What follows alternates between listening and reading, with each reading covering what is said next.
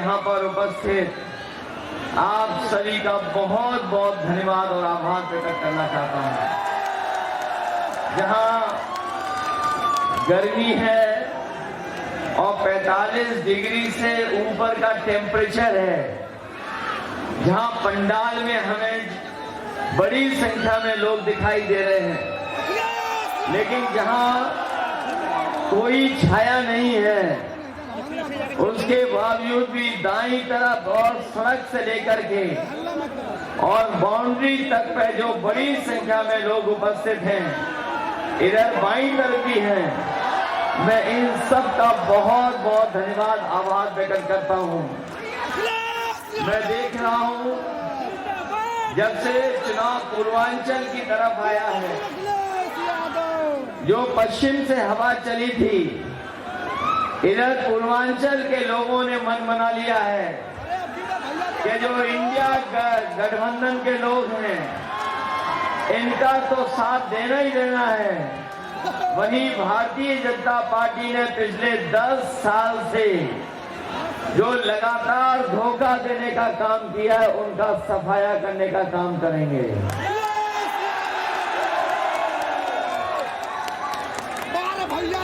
मैं देख रहा हूं कि पूर्वांचल की धरती पर जैसे जैसे चुनाव आया है, यहाँ के लोगों ने जहां भारतीय जनता पार्टी के लोगों का होश उड़ाया है,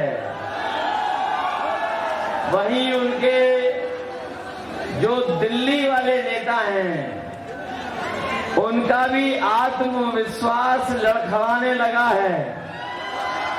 और न केवल उनका आत्मविश्वास लड़खड़ाया है, बल्कि जो भाषा का इस्तेमाल कर रहे हैं या जो उनकी जबान से निकल रहा है, कहीं न कहीं वो लड़खड़ाते हुए अपने भाषण में नजर आ रहे हैं। अब न जाने कौन सा भाषण वो दे रहे हैं।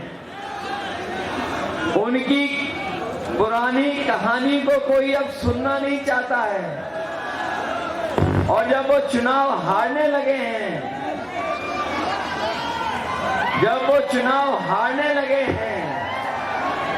तो न केवल अपना भाषण बदल रहे हैं, बल्कि आप देखिए मंचों पे वो थर-थर कांपने भी लगे हैं। मुझे लगा था कि इस बार 80 सीटों में एक सीट पर लड़ाई है, लेकिन जब से बनारस और आसपास चुनाव में देख रहा हूं, जो माहौल दिखाई दे रहा है, इस बार बीजेपी के हाथ से 80 की 80 सीटें जाने वाली हैं। और इसलिए जा रही हैं कि इन्होंने सपना दिखाया था बनारस के लोगों को कि क्यूटो बना देंगे,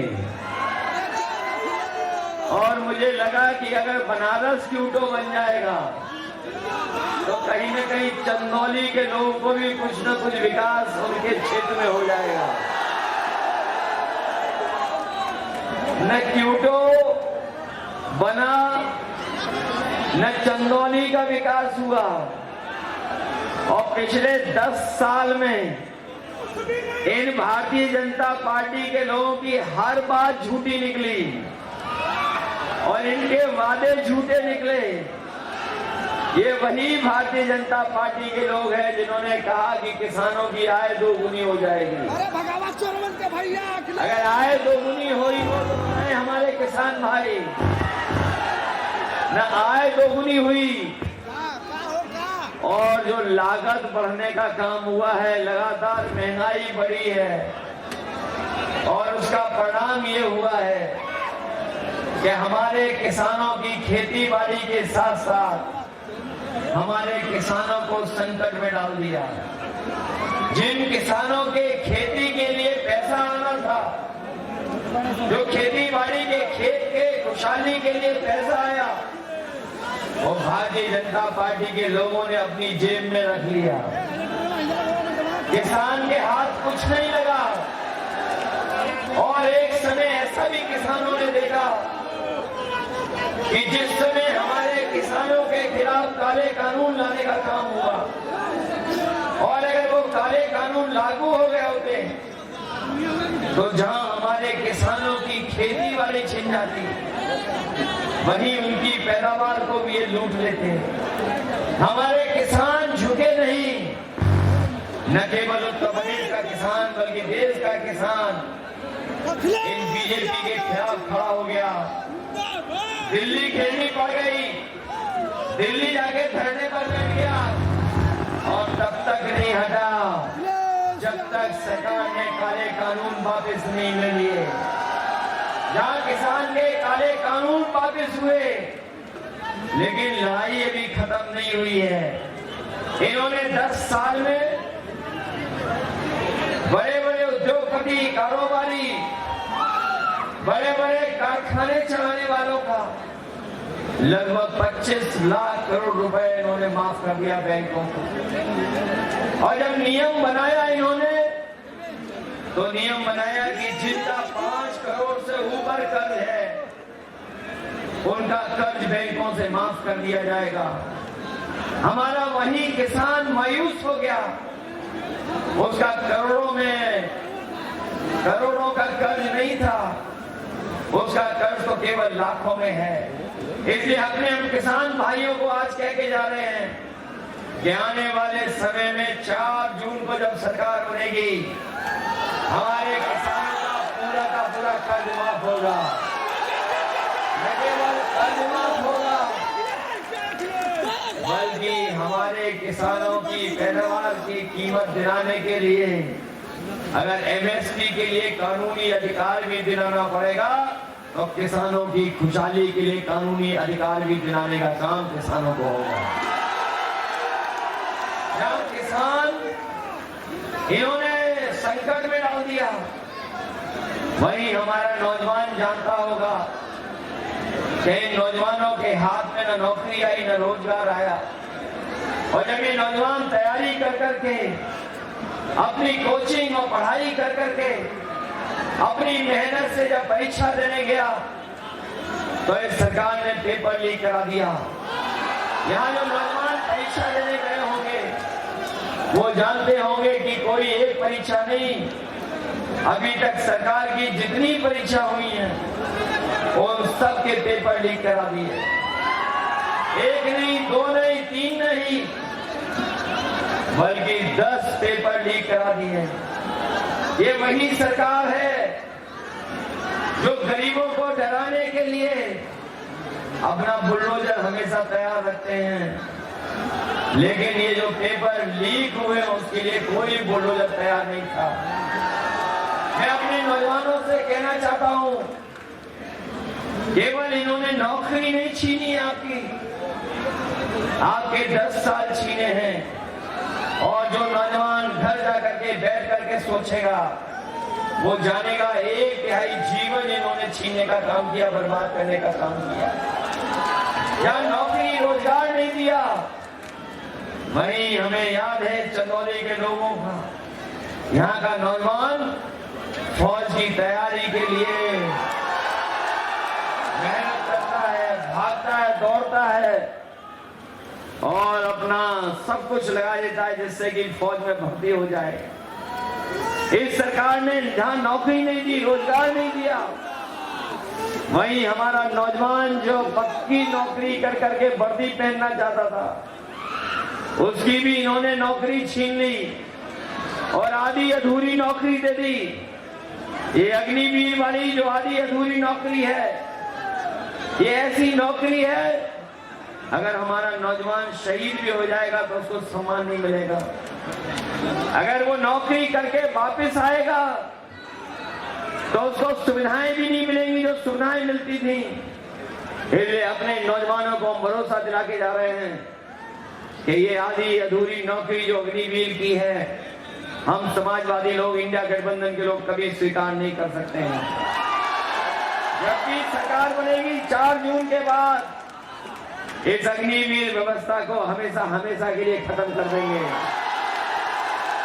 और अपने नौजवानों को पक्की नौकरी और पक्की वर्दी पहन करके उनके भाग्य को बनाने का काम करेंगे। जहां नौकरी और रोजगार की बात इंडिया गठबंधन कर रहा है, वहीं बीजेपी के लोग संविधान में दिए हुए अधिकारों को छीनने का काम कर रहे हैं। सुनने में आ रहा है कि अब बीजेपी के लोग घबरा करके कह रहे हैं कि हम आरक्षण को खत्म नहीं होने देंगे, हम आरक्षण को खत्म नहीं होने देंगे, संविधान को नहीं खत्म होने देंगे।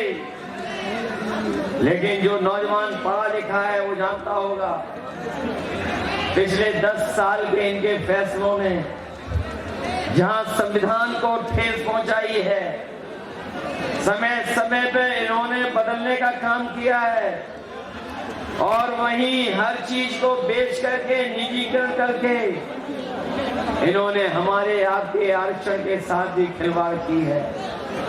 केवल सरकारी नौकरियों की तो की खिलवाड़ है, बल्कि जिन संस्थाओं में हमें आपको नौकरी मिल जाती थी उन संस्थाओं को भी खत्म कर दिया। ये 69,000 वाले जानते होंगे, पिछले जाने कितने सालों से लड़ाई लड़ रहे हैं। इन्हें लड़ने के लिए न जाने कहां जाना पड़ रहा। कभी मंत्रियों को घेरे, सरकार को घेरे, मुख्यमंत्री को घेरे, किसी ने इनकी सुनवाई नहीं की।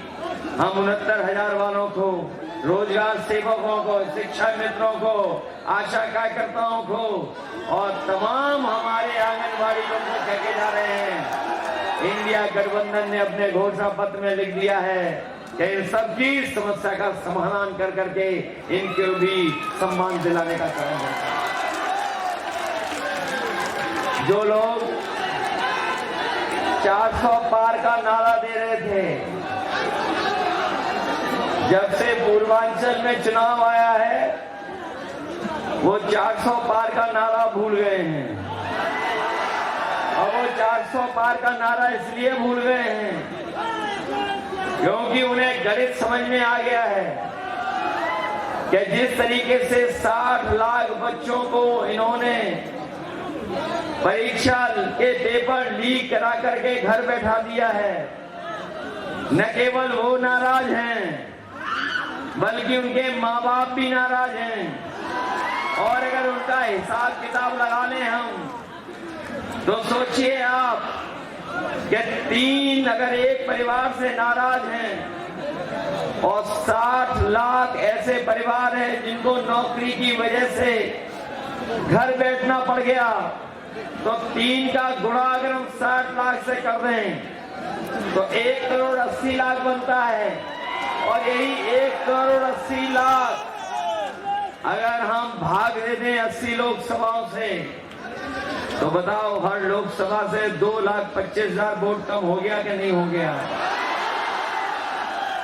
अगर एक लोकसभा में केवल पेपर लीक से 2,25,000 वोटों का नुकसान हो गया तो बताओ उसकी भरपाई कैसे करेगी। अगर कोई रास्ता हो तो बता दो। और जो लोग 400 पार के नारे को ठीक से समझे होंगे, ये 400 सीटें नहीं जीतना चाहते थे, ये 400 के बाद जितनी सीटें उतना जीतना चाहते थे। अगर 543 में बीजेपी का अगर नारा हम सही मान लें कि 400 पार जीतेंगे तो बताओ 543 में 400 पार कितनी सीटें हैं?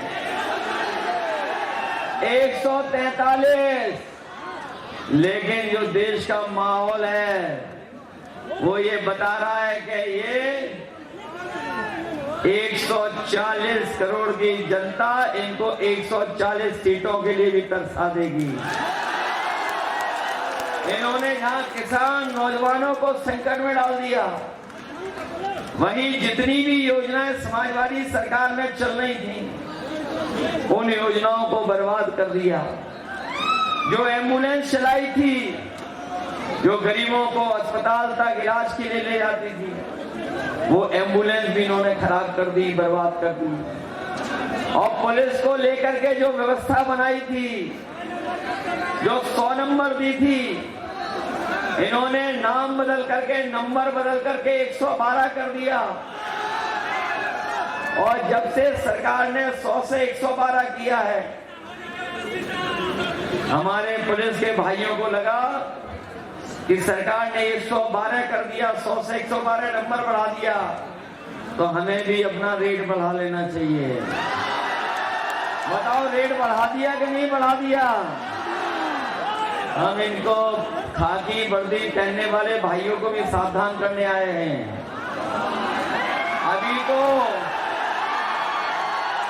अभी तो फौज की नौकरी 4 साल की हुई है। अगर बीजेपी वाले आ गए तो हमारे खाकी वर्दी पहनने वालों की भी नौकरी 3 साल की करनी है। कभी कभी पत्रकार साथी पूछते ये कैसे संभव है? मैं उनसे पूछता हूं कि बताओ, क्या आपको पता था कि हवाई अड्डे बिक जाएंगे? क्या आपको पता था कि हवाई जहाज बिक जाएंगे? क्या आपको पता था कि बंदरगाह बिक जाएंगे? क्या आपको पता था कि सरकारी बैंक इलाहाबाद बिक जाएगी? क्या आपको पता था कि सरकारी नौकरी मानदेय पे चली जाएंगी, आउटसोर्स हो जाएंगी? क्या आपको पता था कि जीएसटी लगने से महंगाई बढ़ जाएगी? क्या आपको पता था कि आधी रात को नोटबंदी हो जाएगी, नोट बंद हो जाएंगे? अगर आपको ये नहीं पता था तो देख लेना, बीजेपी वाले आ गए तो अभी तो फौज की नौकरी 4 साल की है, हमारे खाकी वर्दी पहनने वालों की भी नौकरी 3 साल की करनी है। बताओ, इस सरकार में बोरी से चोरी हो गई कि नहीं हो गई? पहले 5 किलो की और फिर 5 किलो की, अब कितने की चोरी हो गई? कभी मैं सोचता हूँ ये चोरी कहां से सीख करके आए हैं। जो लोग जानते होंगे, बाजार में गए होंगे, कभी उन्होंने पार्ले जी का बिस्किट पैकेट खरीदा होगा। सोचिए, पहले पार्ले जी का बिस्किट पैकेट कितना बड़ा आता था, और जैसे जैसे महंगाई बढ़ी और उन्होंने मुनाफा कमाना शुरू किया, तो बताओ पैकेट कितना छोटा हो गया। आजकल कितने बिस्किट का पैकेट आ रहा है, और ये बीजेपी वाले आ गए तो एक बिस्किट वाला पैकेट आएगा। सावधान रहना आप लोग। याद कीजिए, डीजल पेट्रोल की कीमत क्या थी? क्या कीमत थी डीजल पेट्रोल की? गैस सिलेंडर की कीमत क्या थी? और हमारे नौजवान कभी कभी सपना देखते हैं मोटरसाइकिल का, कि उनके पास भी मोटरसाइकिल हो। तो पहले बताओ, मोटरसाइकिल कितने रुपए की आती थी और आज कितने रुपए की आ रही है? 1 लाख की हो गई कि नहीं हो गई? और न केवल ये किया इन्होंने, महंगाई बढ़ाई है, बल्कि हमारे साथी जो कभी बुखार की दवाई लेने गए होंगे वो जानते होंगे, पहले बुखार की गोली 500 mg में बुखार ठीक हो जाता था। इधर देखा है कोरोना के बाद 650 की गोली खरीदने के बाद भी, डोलो गोली खाने के बाद भी बुखार ठीक नहीं हो रहा है। बताओ, ये हो गया कि नहीं हो गया? दवाइयां महंगी हो गई कि नहीं हो गई? और याद करिए, जब 2022 में ये लोग आए थे तो आपको हमें राशन में क्या क्या दे रहे थे? राशन में दे रहे थे, दाल दे रहे थे, चना दे रहे थे, रिफाइंड तेल भी दे रहे थे, नमक भी दे रहे थे। बताओ, हमारे गरीबों को राशन में आज क्या दे रहे हैं?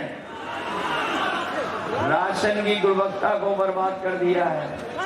इसलिए अपने गरीब भाइयों को कह के जा रहे हैं कि जहां राशन की इन्होंने गुणवत्ता को खराब किया है, राशन की मात्रा भी कम कर दी है। आने वाले समय में समाजवादी सरकार और इंडिया गठबंधन के लोग आने वाले हैं, हम अपने गरीबों के राशन की मात्रा भी बढ़ाएंगे। और जिस तरीके से संपन्न लोग बाजार से पैकेट का आटा खरीद करके खाते हैं, जो गुणवत्ता में भी बेहतर है, पौष्टिक भी है, तो अपने गरीबों को राशन के साथ साथ जो राशन की गुणवत्ता अच्छी होगी, मात्रा बढ़ाएंगे, जिससे भरपेट हमारे गरीब खाना खा लें। और वहीं उन्हें पैकेट के आटा के साथ साथ डाटा भी फ्री देने का काम हम लोग करेंगे।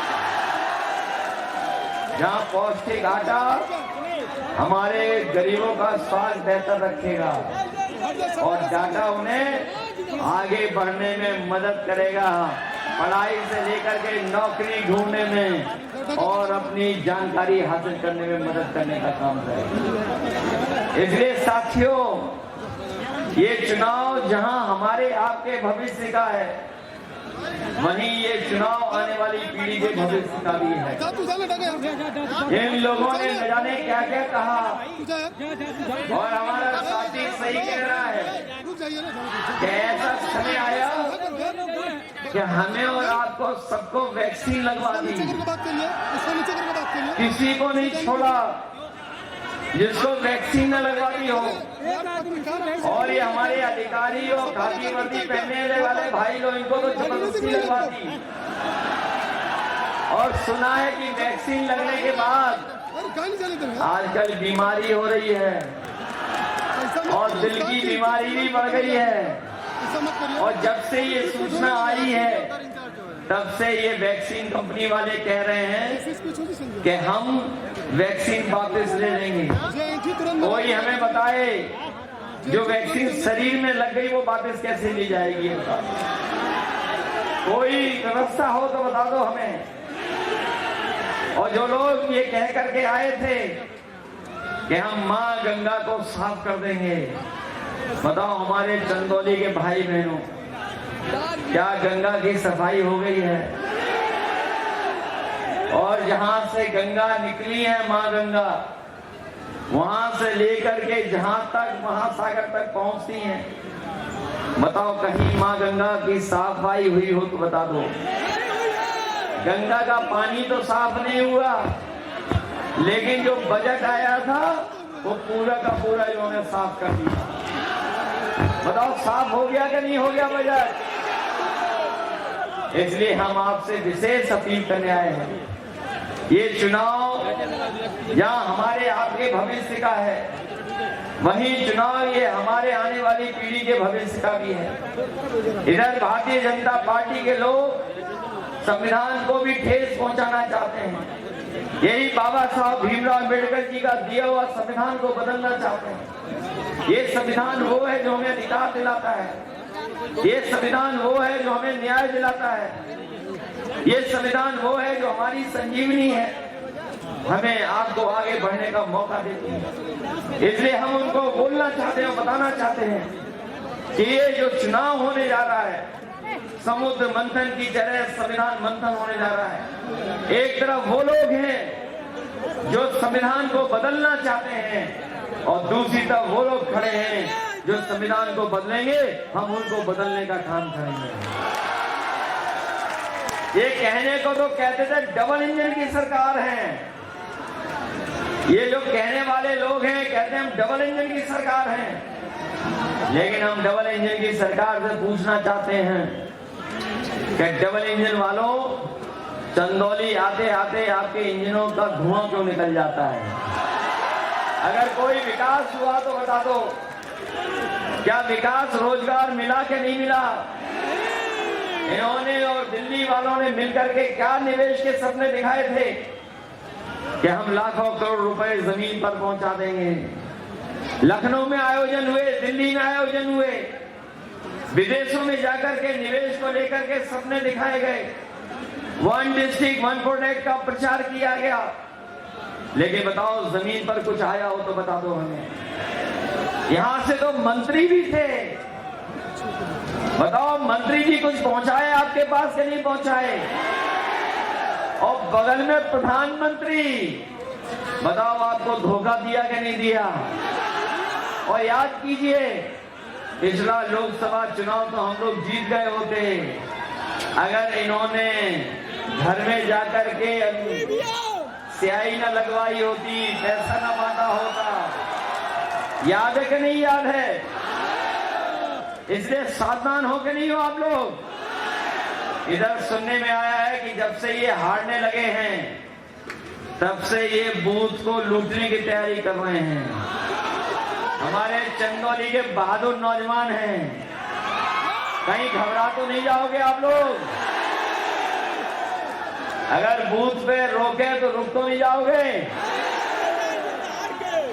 इसलिए अपने बूथ को भी बचाना, क्योंकि आपका वोट पड़ेगा तो न केवल पार्टी जीतेगी बल्कि संविधान भी बचेगा। इसलिए संविधान बचाओगे अपने वोट से। और याद रखना, इंडिया गठबंधन की सरकार बनेगी तो कर्ज माफ होगा, नौकरियां 30 लाख जो सरकारी हैं वो आरक्षण के साथ आपको देने का काम होगा।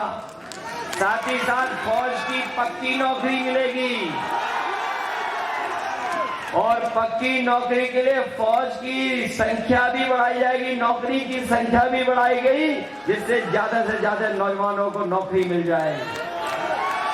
और वहीं अपनी बेटियों के लिए जो हम लोग विद्याधन देते थे, समाजवादी पेंशन देते थे, इस बार इंडिया गठबंधन ने तय किया है कि अपने गरीब परिवार की माताओं बहनों को 1 लाख रुपए उनके अकाउंट में देकर के लखपति बनाने का काम करेगा। पुरानी पेंशन बहाल होगी और जो गरीब हैं पढ़ना चाहेंगे उनकी पढ़ाई के लिए कोई पैसा नहीं लगेगा, उनका फ्री पढ़ाई कराने का काम होगा। इसलिए मदद करिए आप लोग। और ये सीट तो ऐसी है जहां लखनऊ और दिल्ली वाले पहले ही जान गए कि समाजवादी लोग जीतने जा रहे हैं, इसलिए जिताओगे आप लोग। और ऐसे सांसद जिन्होंने कोई काम नहीं किया उनके लिए हमें एक गाना मिल गया है दिल्ली से। इन बीजेपी वालों पे बहुत कलाकार हैं, बहुत अभिनय करते हैं बीजेपी वाले, समय समय पर भेष बदल लेते हैं, रंग बिरंगा नजारा दिखाते हैं। इसलिए हम भी एक कलाकार लेकर के आए हैं।